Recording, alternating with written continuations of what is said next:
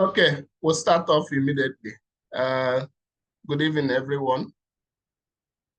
We are highly welcome to today's workshop.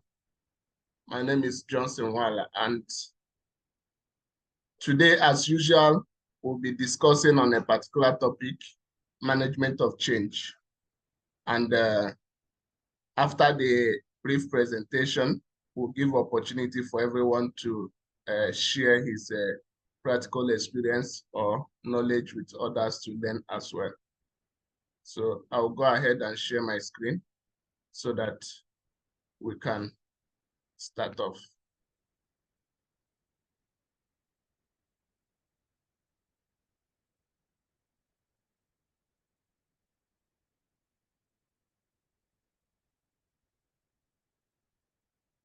Okay, so today we are discussing management of change.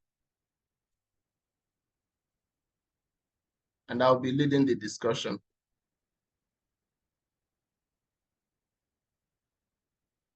So first,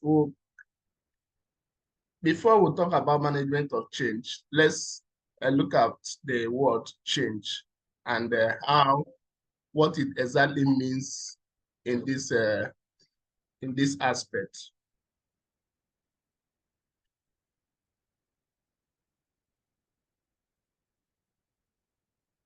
So change is any addition or alteration of process or equipment or procedure or work practice or organizational setup or in facility, installation of projects or infrastructure or layout of the building or roads, etc.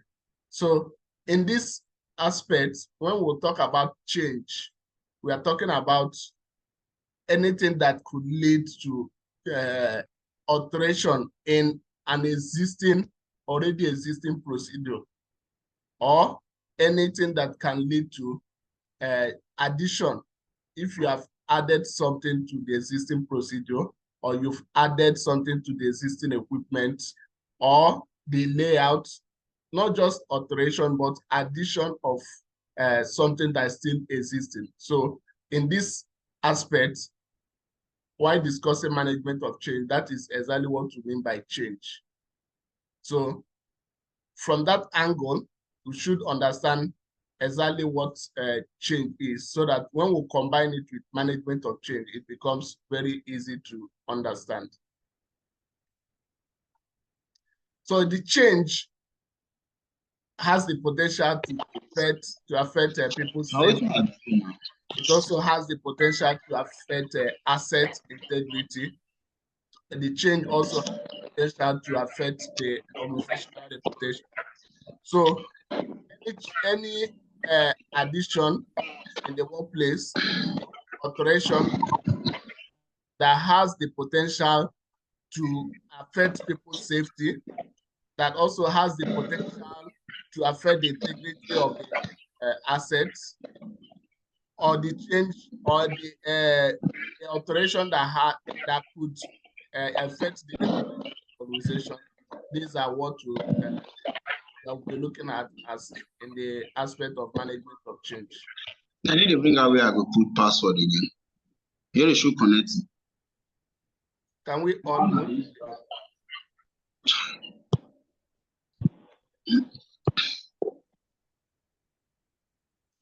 Now, what is management of change? Management of change is a formal, systematic management of permanent, temporary, or emergency changes in the organization.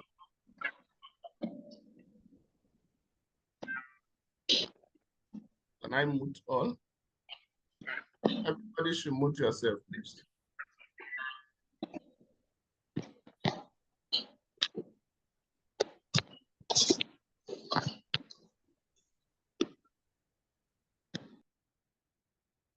Let me check where that noise is coming from and mute the person.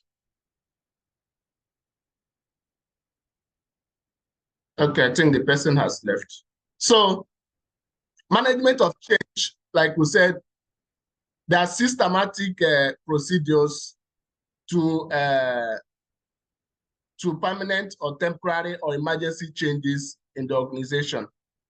The changes also involve operations or equipment or change in technology or change in procedure or change in any component of the work process, either that will affect the original design or that will affect the operation or maintenance of the equipment, or will have an environmental impact. So this systematic procedure of how we deal with this, either permanent or temporary alterations or changes, is what we call management of change. So why is management of change important?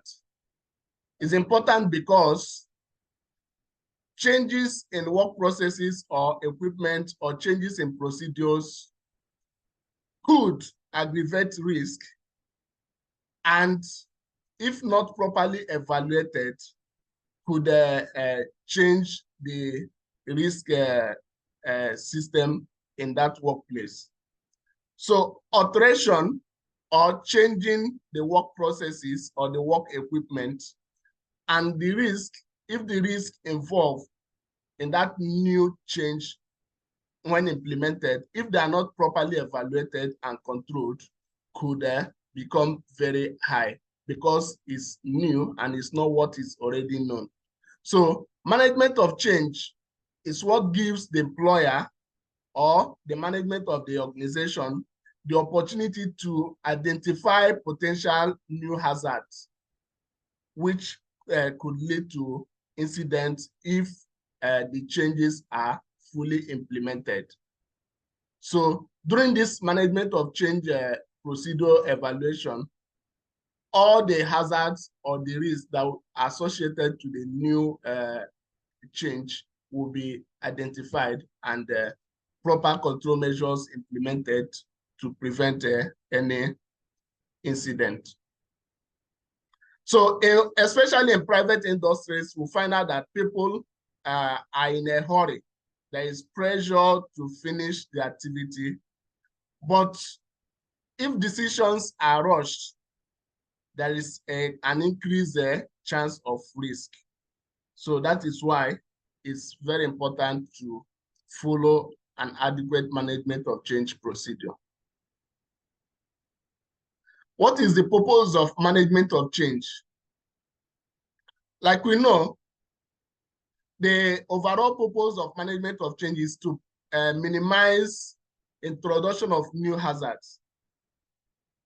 Like you know, when a change is introduced, the hazard that you used to know, either it changes dimension, or it changes in form, or it originates afresh.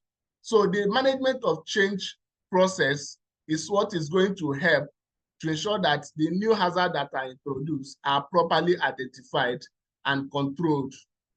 So these changes could be change in technology, could also be change in plant and equipment. It could also be changes in the facilities, could be changes in work practice on work procedures, could also be change in the design specifications, can also be change in raw materials, like the tools used in the activities or the raw materials used in the workplace. If there's any change, if the raw materials are changed, then management of change procedure need to be implemented. It could also be change in work personnel. The people that we are doing the activity before, if they are going to be changed and replaced, then management of change procedure need to be adequately implemented and full.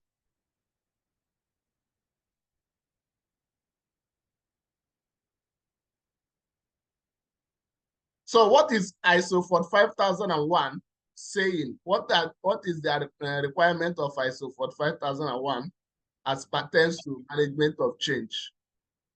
It requires that in clause 8.1.3 of ISO 45001 requires that for every the organization implementing any change, it should be properly planned. That the process of implementing a change should be properly planned as far as it's going to have an health and safety impact. It also requires that the process should be implemented to both temporary or permanent change. So there is no excuse to maybe this change is going to be temporary, it's just for 1 day or it's just for 2 days. But as far as there is a change that is going to impact the performance in the workplace, that is going to maybe introduce additional risk, so management of change procedure need to be followed.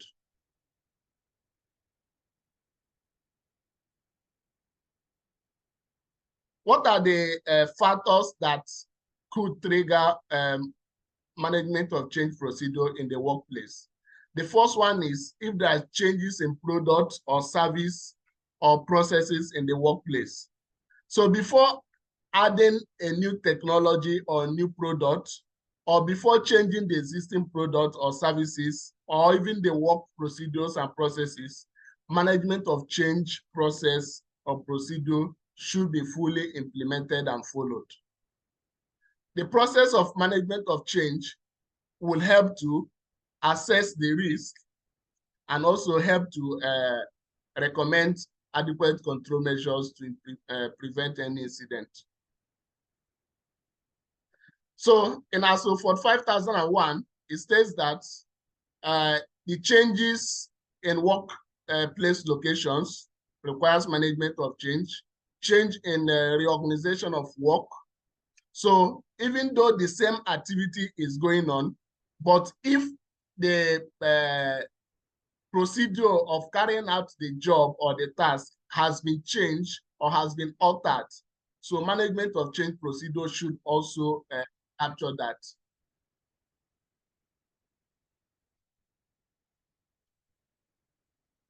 So like in altering the work conditions, the management of change procedure should be implemented. If there is change in equipment, if there is change in people doing the activity or doing the work. Other triggers for management of changes, legal changes. If there are change in the laws and regulations affecting the industry or affecting the workplace, then management of change should be implemented.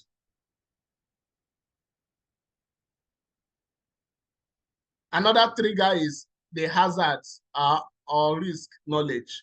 If maybe from the beginning of the activity, the level of knowledge or the level of risk or the information known about that particular process or particular tools or equipment, we are limited, and additional knowledge comes up, or maybe through a research or through a further study, and additional information comes up, then the management of change procedure should be able to capture this process, and there should be proper review of that process. Another trigger for management of change is knowledge and technology development. As the technology keep advancing, as people keep knowing more and more things, so there will be a change. Like the saying goes that change is constant. So change continues. So as the technology keeps evolving and the organization or the company decides to improve in their technology, then there will be health and safety impacts, and this should trigger management of change procedure in the organization. So how do we conduct management of change?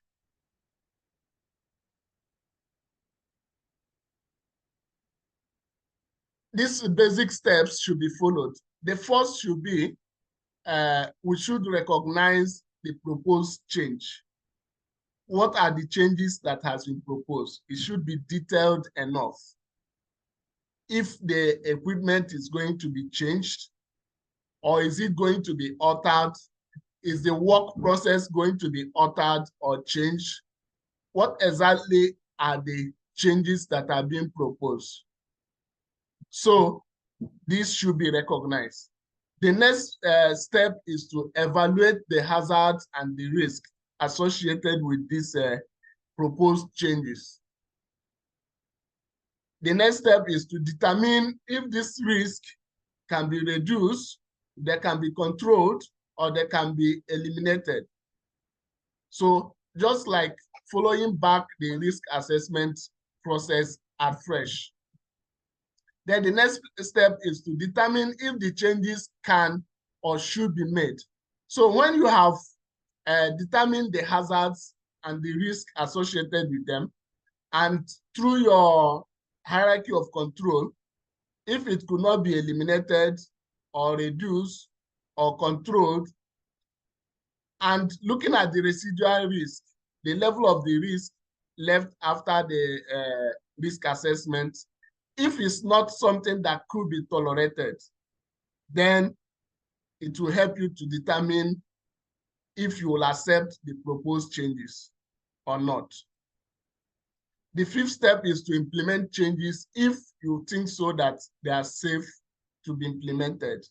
So if they are not safe to be implemented, then it should not be implemented. Then the sixth step is to conduct a pre-start safety review. So this simply means like a trial or a test to check if the changes that has been implemented, if it has a huge effect, if the risk or if the hazards or the impact in the workplace to the workers is very high. So during the pre-startup safety review, you'll be able to test at a minimal level.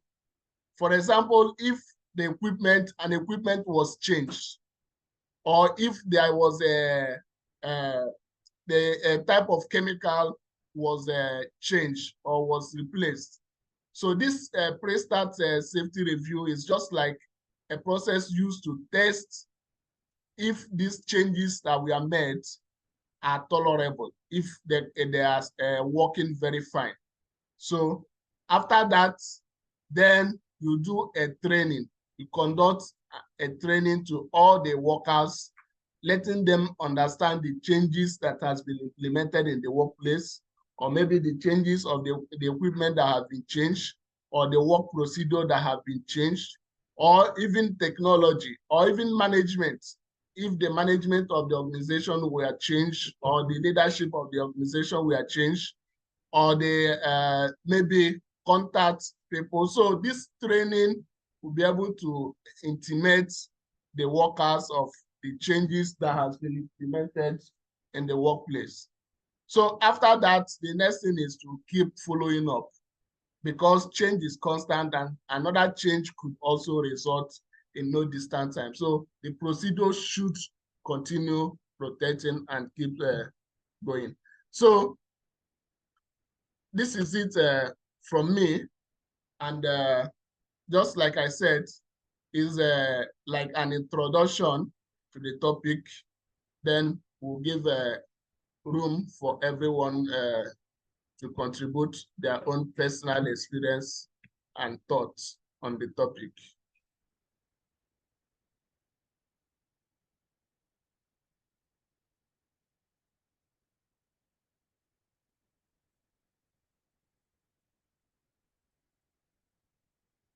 Okay, so the floor now is open for anyone that wants to contribute. You can just raise up your hand and unmute and continue.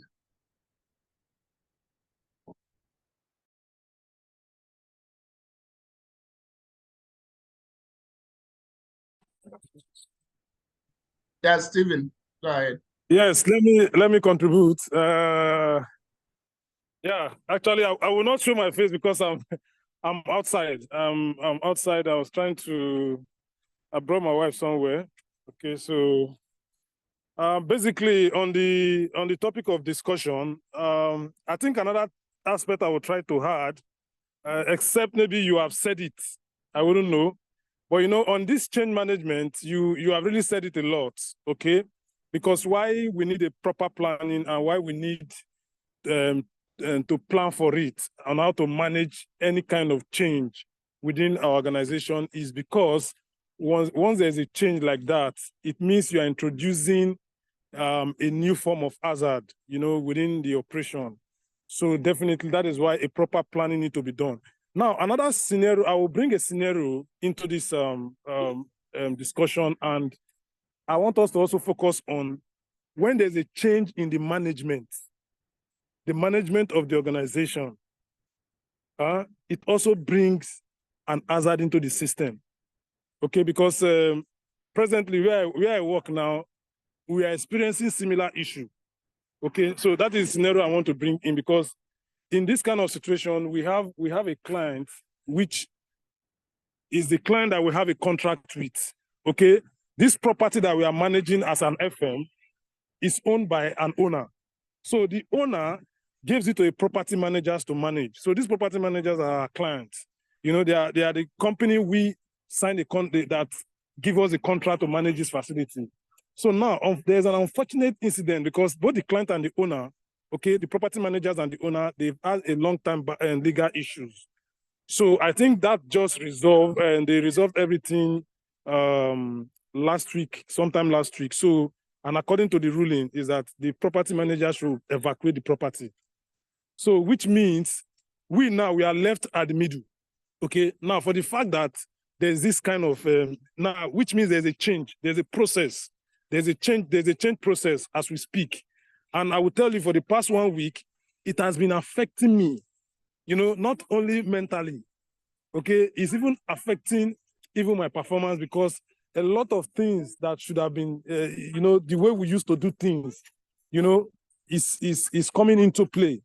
Okay, so but we were just trying to use our own plan to manage the situation, but still, where we are having a serious factor now is that from the owner side, okay, they should have had their own plan, internal plan, so that when this thing happens, they will keep the ball rolling by bringing another person in, okay, to manage the place. So for now, there is no property manager there right now. So everything just lie in our own hand, and it's really stressing the process, everything, because there are some things we need to take permission from the property owners before as an FM company. So all those things put together is giving us a lot of, and for me, especially from the safety side, it's giving me a lot of stress and headache. I will not lie to you. So this is just like a good scenario example. So whatever it is from both sides, because for me, I'm learning from it also. I'm learning another techniques which one can use if such scenario happen. Because no matter how you have your plan is for your company. But we begin to introduce another system whereby if your client fail in his own aspect, what are we going to do? Because that will also impact on the operation. And I will confess, it has really affected our operation in so many ways. Even to make some kind of decision, we cannot, because we are not the property managers. We are just the FM managers. So that's just the little contribution I want to add to this. So it's a very serious thing, and there are some issues that I begin to discover which we are covered before because the clients were there. Okay, but now that the clients are not there, those things are beginning to expose, and they are big risks. These are risks that if he had led to an accident, maybe that is when we begin to understand what has happened. So, but fortunately, those things did not lead to accident, but I could be able to see them now. I could be able to identify it. So from my side, I'm trying to manage it. I'm trying to manage it and also put some instruction on ground to make sure that everything goes on well. So I think that was what I would like to contribute. If other people has 1 or 2 points, then they can share it as well. Thank you. Okay. Good evening, everybody. Good evening, Francis. Okay. Yeah. Okay. I think I've experienced 2 MOC since I'm working, and this change eventually gets to do with equipment. I will start with the first one. A change that was done on my lift, installation of anti-trap device. As a result of, there was no anti-trap device on the man lift. So when we had an incident that resulted to LTI in one of our projects, there was a new management directive that all man-lift should have an anti-trap device. This becomes a management of change, whereby we have to begin to look at the possibility of how we can introduce this anti-trap device and what could be the impact of those who are using the man-lift while inside, and the possibility of how will this anti-trap device will be functionable to become a secondary protection to those who are using the man-lift to work. That was our first management of change, I think. When it comes to equipment management of change, first and foremost, it becomes an asset property. One, you have to invite the owners of equipment. You have to invite the production team, which has the operation, who also with to drive and bring their ideas that what this is the possibility of what we are intend changing, we work. And because a new risk has also been introduced, because initially the device was not there, so there was a free movement. But now that you introduce a new device, so it creates another inconvenience for the work process. So that is another on its own aspect. But after all said and done, all parties involving checking the risk, checking the functionality, and it worked.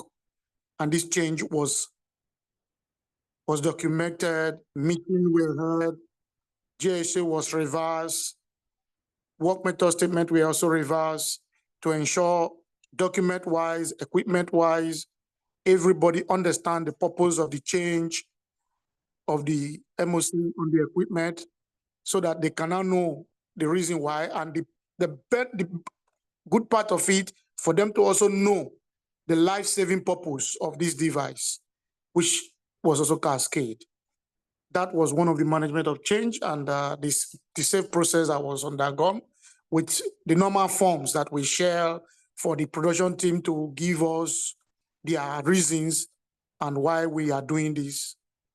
And all parties will be involved and agreed if it will work or if it will not work, because some change might not work.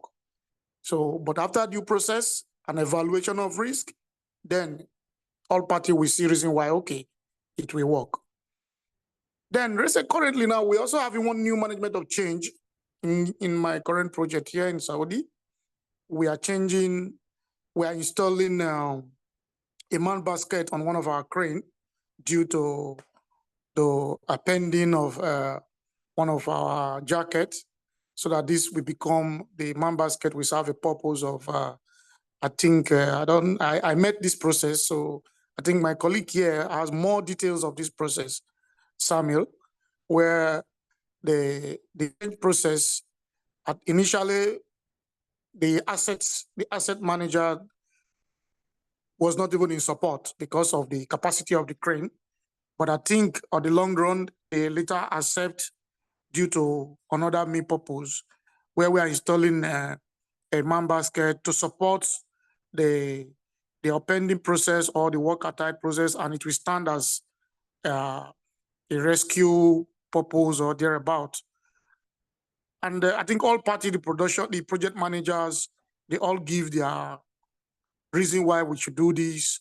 The asset manager also accept, give his own opinion. The lifting team also accept, because all parties need to be involved in this process. And the new risk also need to be evaluated so that all parties will know that this risk has been introduced due to this, because the crane was not initially produced with this new attachment that will be on it, and while it will be functioning with this attachment. So, but this change was done successfully after being all parties agrees on the risk, and a risk being evaluated, accepted, and cascade to all parties to know. So the changing process, I think, it has a very critical aspect, that it involves safety, because at the end, safety are the major people over driving the change when they will observe that they want a change process. The whole bulk of load will be left on the HSC aspect to begin to drive the process, the meeting, the hazard that has been introduced, the control that need to be in place, the document signing, and before it will be officially accepted to be used. So I see that this is a very good topic today we've treated that will go a long way to strengthen everyone individual here, to guide us on how we can handle the management of change. So I will call on Sammy to give us more details on this new change that we've done in our yard. If you are listening to me, Samuel, so that we can have more clarification, because I know you start this process before I join you guys. Yeah, we did one management of change due to that we have a crane for the man basket operation, but we don't have man riding system in the crane itself.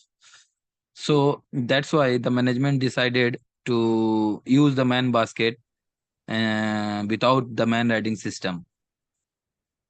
So that's why we conducted MOC, management of change, to secure ourselves regarding this one. So that's why we asked the lifting department to prepare the emergency situation. So how we will rescue the person in case of the crane malfunctioning stop during the operation.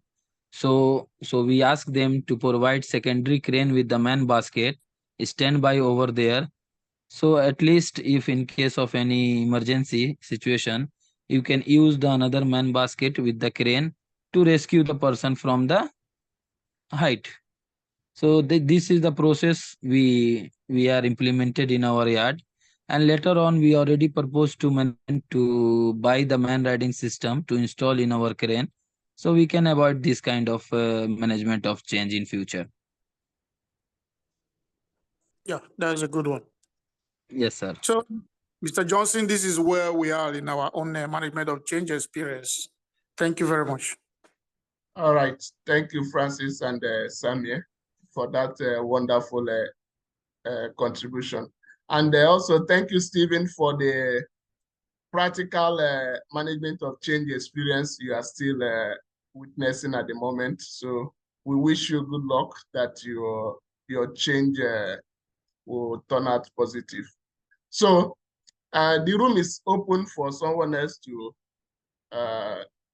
either say his experience or contribution. Okay, Andrew, your hand is up. You can go ahead.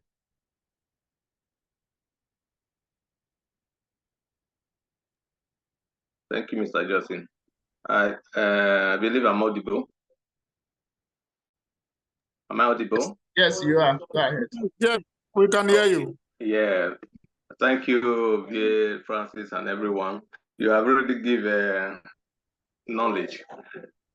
Yeah, this management of change is really a topic that most time has been undermined by many organizations, and many of the catastrophic incidents that have happened in the past, if you look deeply one way or the other, it's because of this management of change, either not properly planned or not in place or not communicated, even when it is in place. So as we are all working in different industry. From my experience coming from the construction and also in the oil and gas, what I've experienced so far is that most times when these changes are put in place, because there's no structure, like my own experience in the construction, still relating to work at height, this is we're using a man lift. This man lift, it was not high enough. So the construction team were struggling to reach the heights. So it was not communicated. Overnight, they added some scaffold. They added some scaffold and added another platform on the man lift, the mute So when we came to work as HSE, we saw this new change, and the thing was dangling like want to topple. So at the end of the day, as a safety personnel, I have to stop the job and query the people on ground, the foreman, the supervisor, and all that. They said it was done overnight without consultation, without any planning. And believe me, that day when they were using that stuff, before I stopped it, that thing was almost falling. So at the end of the day, we have to call the project manager. Unfortunately, is this kind of project manager authoritarian, and he says it's final and the rest. And he said, look, if you don't want your job, don't speak. If you speak again, you lose your jobs. Things like that. I have to stand my ground, sister. We cannot use this thing like this. So I insisted, and I was taking photos. I even went ahead to photograph of him and the rest. It became a very tough. At the end of the day, they have to stop the operation, and we had a meeting. It was discussed, and eventually that issue was fixed. So coming to the oil and gas sector, other aspect I experienced was they want to change in procedure like this. They want to have this internal management system like ISO, safety, and environment management incorporate into one management system. So the process they followed was to get the expert knowledge, have a meeting, call out departmental head, and they make a structure system for the new IMS. So effectively, it was a bit challenging for reporting purposes and the rest. Then we keep having meetings to see how we can effect the changes and training on departmental section, because in this organization we have mechanical section, we have electrical section, we have piping and valve testing, hydrostatic testing. We have also welding operations. So this department have to come together to train everybody, both the workers. So gradually everybody get to be involved. So, and there is another aspect of management of change when it comes to the process safety. Sometimes there are some changes that being effected but not communicated. And when it's not communicated in that aspect, that could lead to very big incidents. So, for example, when they are doing some operation like they have to do some blinding for piping or purging or whatever, and it's not properly communicated, and the people on ground just take the decision without informing the operation. That is a management of change that just happened.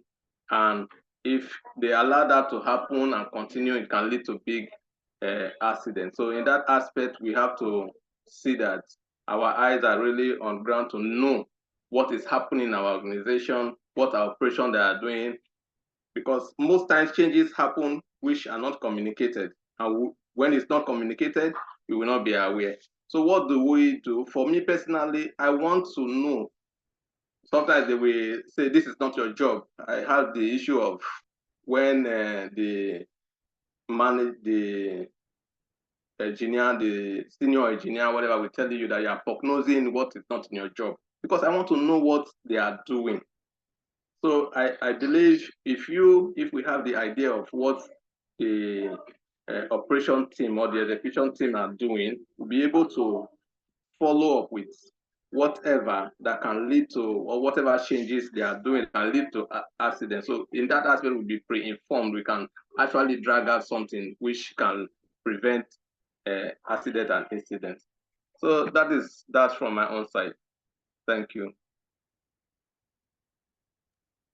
Thank you, Mr. Andrew, for that practical and wonderful contribution. I will need to reiterate a few of his points. One is not just implementing management of change, but communication. Some changes, like during the discussion, we are meant to understand that management of change is applicable to both temporary and permanent changes. So some changes could just happen overnight and without any form of communication, and that is very, very risky. So like he suggested as a control measure is to keep following up with the team, keep asking questions. What are you planning tomorrow? What do you want to do tomorrow? Like, especially the guys in the field.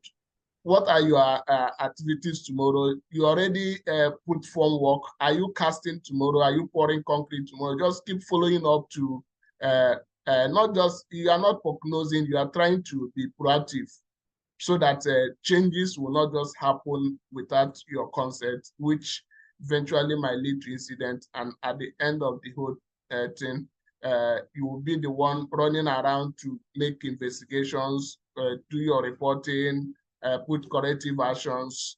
So keep following up. That is the control according to the standard, and that is a very wonderful one. So David, your hand is up. You can make your contribution. Good afternoon. Good evening, everyone. First and foremost, I would like to thank you all for your immense contribution. And every week I get to learn something new, which I try to implement in the workplace. So this topic is also very important because I noticed that when we have a staff meeting every Saturday, there are some changes which are discussed, but during the course of the week, there will be some slight changes which are not adequately, properly circulated to all. So we tend to have a clash in the site with the foreman who are taking instructions from the project manager. So this management of change program, it's very, very important, and I will also bring this up so that we can have a proper understanding of how the system should work to avoid clashing with ourselves and the site. When I'm trying to hold my ground on the discussed agreement, discussed plan, there is already a slight change which is not properly circulated. So I am very happy about this topic, and it will go a long way to help us to achieve better success and avoid having clashes in the site. Thank you. Thank you, Mr. David, for that wonderful contribution.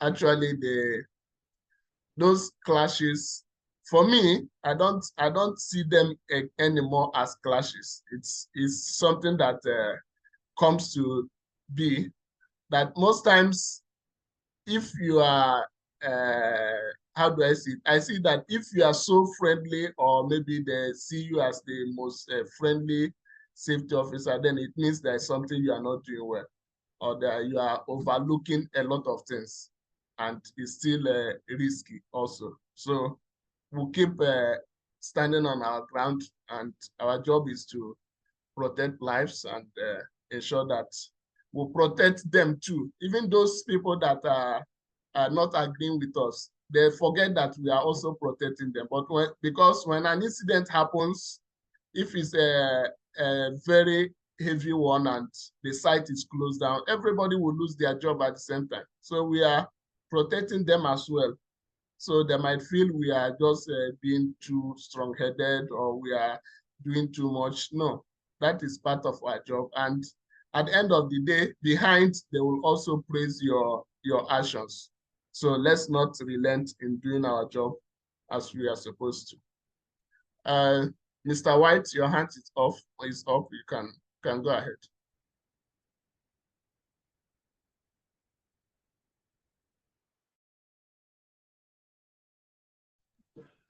White. Okay, thank you. Yeah. Good evening, everyone. Yes. Okay. This is a very interesting topic. And if it were to be implemented as per standard and how it is, it would be a very good process and help every organization. But the truth and the fact still remains. Lots of organizations, especially back here in Nigeria, I think they implement the change before trying to do the MOC. And I think why they even do that MOC is for them to use it as a closeout for inspections. It's as if, okay, the international company or maybe their client mandated them to carry out MOC for every change and all that, but they just carry out that tabletop MOC to use as a closeout evidence. But if you look at the content of the MOC and what it was supposed to achieve, you find that it really helped the organization a great deal. But from the marine industry and some other areas where here, they just implement, they conduct MOC after implementing a change. And whatever is being found out from the MOC after conducting it is not even implemented, and that's a serious issue. So I don't know how they are the knowledge or whatever the main reason for the MOC can be maybe communicated to them to make them understand, but I don't know. You understand? That is one. That is one from my end, like conducting the MOC after the change. Then another thing, one important change that they should also, I think we should also put in the fore is the change to personnel, to people. You understand? For instance, retrenchment, or you are trying to do a redundancy and all that. Again, this is being conducted after the actual retrenchment has been done. Then you find out people, maybe one person will not be doing 2 persons or 3 persons job. And you know already the quality of job that person will deliver. You understand? Because the person is stressed already mentally and physically from strength and everything. And it will be exhaustive because you are trying to close so many gaps with your little time and with your effort. So it's not just maybe equipment, those incidents and all that, to people, to persons as well.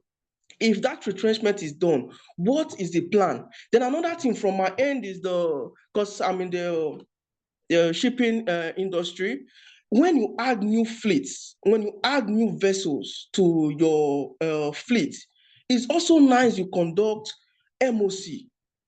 You know, you check the MOC against your environment, the people, whatever you have on ground. So you check if the number of persons to man those vessels, they are available. If they are not there, then you can maybe plan for recruitment before the vessels arrive. Not that you bring 5 vessels to add to your 26 vessels, then you start stressing persons. They don't have enough time rest and everything. I don't know if you can hear me, sir. Can you hear me, sir? Yes, we can hear you clear. Go ahead. Can you hear me? Can anyone hear me? Yes, I can hear you. Go ahead. Yes, we can hear. Okay, yes, let me just round up here now. Thank you very much. So I feel there are a lot of things we can really improve on that. This MOC is a very good process. And I've also seen, as in physically, where some persons conduct MOC without the MOC risk assessment. Who does that? You conduct an MOC just to record it down without MOC risk assessment. That's not a complete MOC. But because of position, because of maybe some other things that are embedded in the organization, you can't really say some of these things. When you say it died somewhere and your superior, maybe they're not too familiar with the process, they won't take it up, and a lot of things just going wrong. But I just pray God help the safety officers and everything will just be going, especially that threat if you don't want to lose your job, or who brought you to the organization, or who is your godfather, things like that. It really affects operations and people who are really willing to do the job properly. Thank you very much. Hope I have not spoken too long now. Thank you very much. You didn't speak too long. We appreciate your contribution. From one of the questions you asked, I what I would suggest is not, it might not work everywhere, but I think one of the things that we can do is ensuring that the management understand that this is a requirement. If, depending on your level in the organization or depending on the level you're operating, as a manager or one of the, there's something they call safety campaigns, or maybe there's a short briefing that safety is allowed to give before any meeting. So these are opportunity to point out that in ISO 45001, management of change procedure is a requirement. So, and we'll keep delivering it as a training, as a workshop, especially to the top management. So eventually it could yield the fruit. So it's one of the recommendations that we should look into, because this management of change is most times implemented from the high management, because they are the one that gives the instruction. They will give the instruction to the engineer, go and do this, without following any procedure, without communications, without doing proper evaluations and a risk assessment. So if from the top management they are able to understand the need for management of change procedure and evaluations, then it becomes so easy. So for the guys that are in management level, I think it's a call to duty to ensure that all the management team are trained, or they have an information of what is called management of change. Some of them even have not heard about management of change procedure before. So we should start from there, start from training the top management, and then could something good could come out of it. That is my own contribution there. So if it's past 7, so we can entertain 1 or 2 more persons, that one more contribution, then we can take it before we call it a day.